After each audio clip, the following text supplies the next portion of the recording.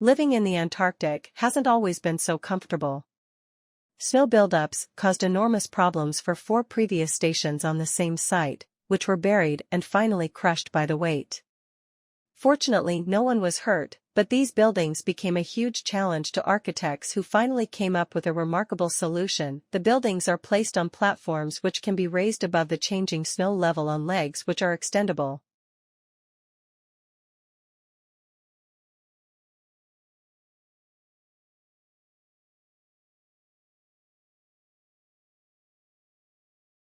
The main reason why MSG is more commonly used in Japanese meals is tradition.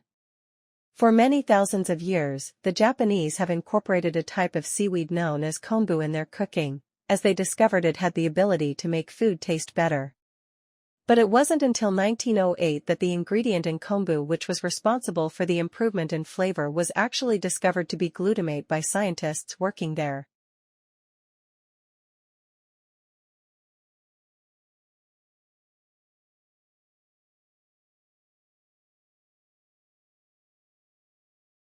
So how was this reflected in the design of the building?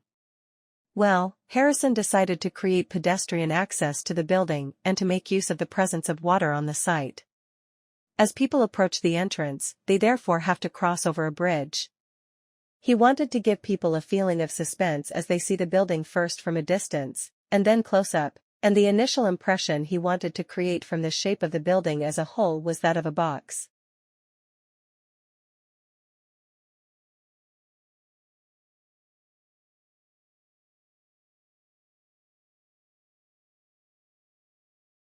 So the phone company designed phones for use globally with this added feature. Ethnographic research has also been carried out in computer companies. In one company, IT systems administrators were observed for several weeks. It was found that a large amount of their work involved communicating with colleagues in order to solve problems, but that they didn't have a standard way of exchanging information from spreadsheets and so on. So the team came up with an idea for software that would help them to do this.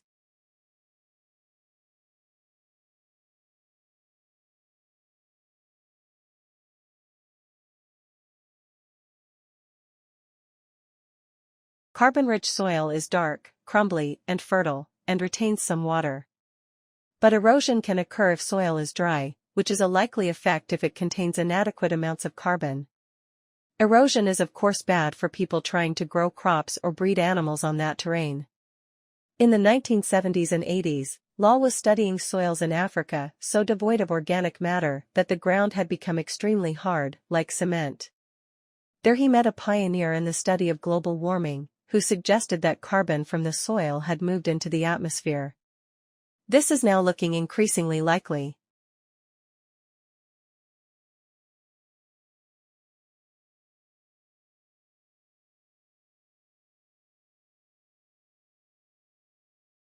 Teamwork can also lead to inconsistency, a common cause of poor sales. In the case of a smartphone that a certain company launched, one director wanted to target the business market, and another demanded it was aimed at consumers. The company wanted both directors to be involved, so gave the product a consumer-friendly name, but marketed it to companies. The result was that it met the needs of neither group. It would have been better to let one director or the other have his way, not both. Now industriousness, or hard work.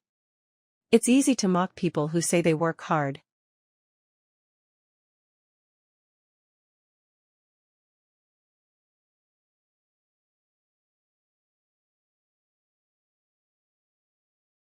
So between 4000 and 3000 BC, the Mesopotamian Sumerian cultures do not practice any kind of burial.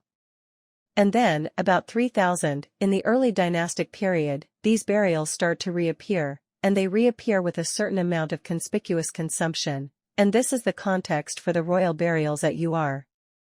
Okay, so, the royal cemetery consists of quite a number of pits, so these are little people, these are the, excavation workers who are coming down into the pits. So you get some sense of how really deep and how really difficult it was to construct these chambers.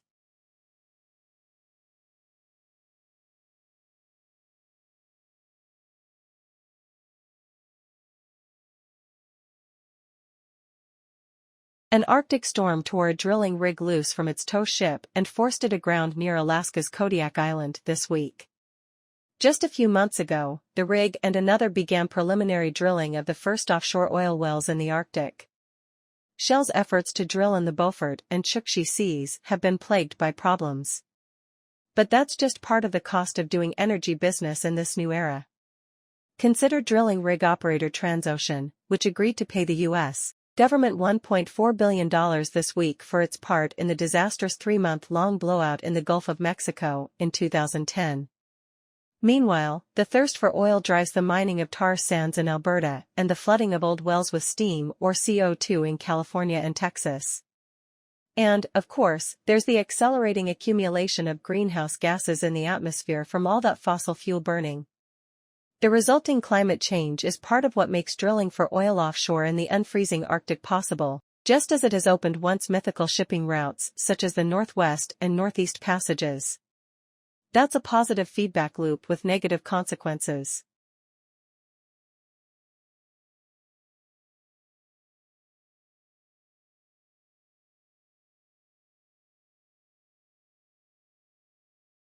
When you don't clean your plate, microbes feast. And Americans are awfully good at feeding microbes, wasting some 222 million metric tons of food a year. That's a quarter of our food. Much of that wasted food ends up in garbage dumps, turned by microbes into methane, a powerful greenhouse gas and one of the primary culprits behind global warming. Now government officials in Massachusetts would like to ensure that restaurants, universities, hospitals, and other large institutions don't exacerbate that problem. The idea is to make sure all that wasted food doesn't end up in landfills, but instead becomes either compost or energy. The same microbes that turn food into methane in a landfill can turn food into methane in a biodigester, and that methane can then be used as a fuel. More importantly, from the Bay State's perspective, it will keep the state's landfills from filling up. Of course, the methane from landfills can also be harvested, and often is. And, as the Pilgrims knew, it would be even smarter not to waste the food in the first place. But let's give thanks for another helping of new ways to curb climate change.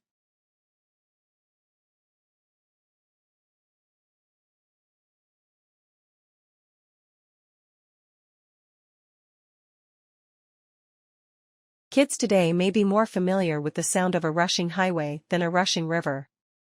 But imagine that the internal combustion engine could be set aside and we could design the soundscape of our future. What oral environment would you choose for traffic? For the National Highway Traffic Safety Administration, the answer is that new cars should sound like old cars. Hybrid and electric vehicles can be so quiet that people outside the vehicle can't hear them. So these two quiet cars will be required to sound something like this. The Obama administration wants 1 million electric vehicles on the road by 2015. Slow sales of cars like the Chevy Volt and Tesla Model S may keep that number from being reached. But there are still hundreds of thousands of EVs and hybrids on the road today. It's hoped that the new rule will help prevent thousands of pedestrian and cyclist deaths. But the rule also hews to a possibly outdated tradition, like people who set their cell phone ringtone to sound like an old rotary phone. And it's wasting a chance to reimagine what our cars, roads, and even cities could sound like.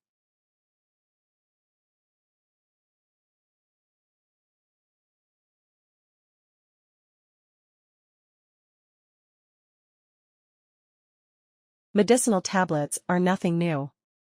Doctors have been dispensing pills for thousands of years. And now archaeologists have turned up some of those ancient medicines, which were preserved in a shipwreck for close to 2 millennia. The 2nd century Pozzino wreck was discovered in 1974 off the coast of Italy. Its cargo included medical equipment like a cupping vessel, iron probe, and tin boxes of supplies. And in one of those boxes, researchers recovered 5 gray tablets. Now, they've analyzed the antique medication. The work is in the Proceedings of the National Academy of Sciences. The pills primarily contain zinc compounds, probably the active medicinal ingredients. But researchers also detected starch, pollen, charcoal, fats, and linen fibers. Those fibers help the tablets hold their round, loaf-like shape, which may be the key to the medication's use. The Greek word meaning small round loaves also inspired the word collyrium, or eye wash.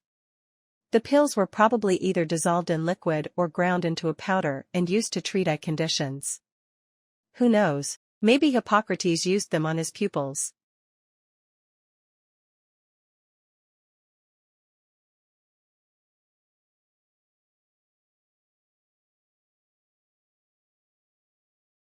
The Curiosity rover has achieved plenty of firsts in its 6 months on Mars.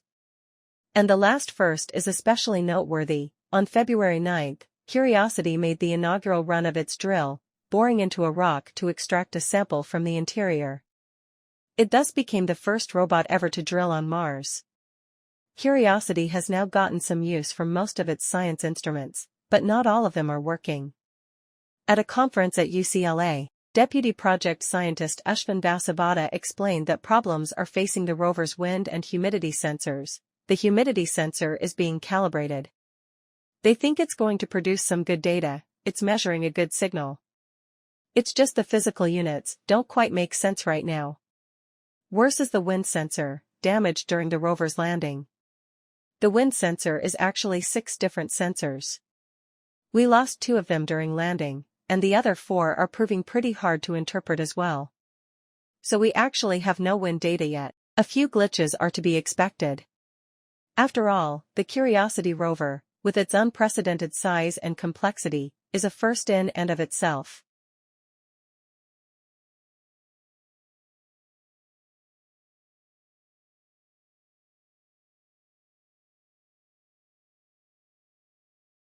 Last week on the podcast we talked about space health.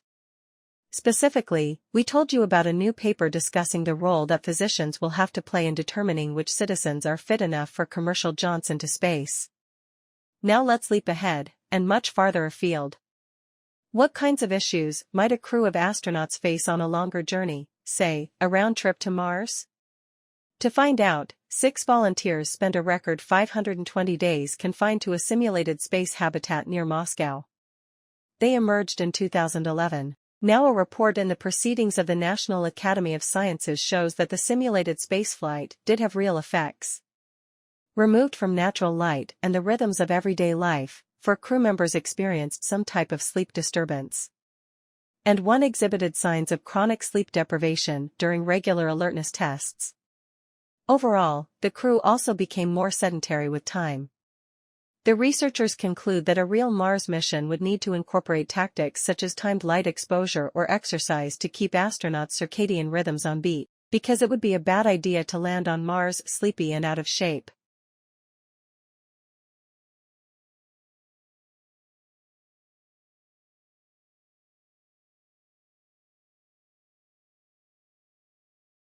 Beneath its adorable exterior, is your cat hiding the heart of a killer? Researchers now estimate that each year, domestic cats kill billions of birds and mammals in the United States alone. The report is in Nature Communications. We already knew that domestic cats can wreak havoc on islands, causing 14% of species extinctions and ranking as one of the world's 100 worst invasive species.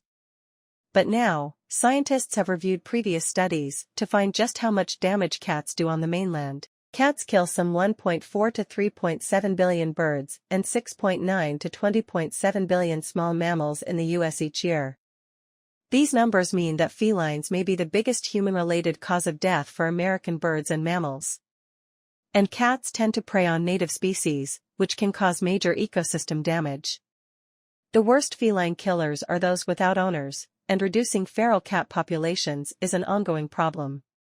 But you can still reduce the impact of domestic cats by keeping your pet indoors, thus leaving the neighborhood a little less red in tooth and claw.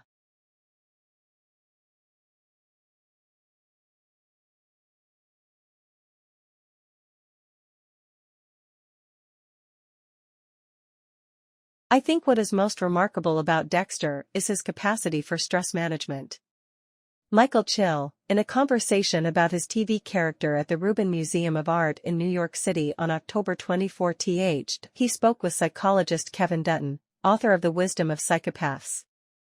And I think that's because of his ability to, as the heat goes up, his internal temperature goes down. The crazier things get, the cooler he feels. He almost craves chaos. He seems to attract it, cultivate it, encourage it, because it's the only thing that somehow soothes him. Yeah, it's very realistic actually, because what you find is that the more chaotic a situation, the more that psychopaths have to make decisions under pressure, the better their decision-making gets. And we've seen it with Dexter, the more the pressure builds, the cooler he gets. And that is exactly what you see with psychopaths, it really is.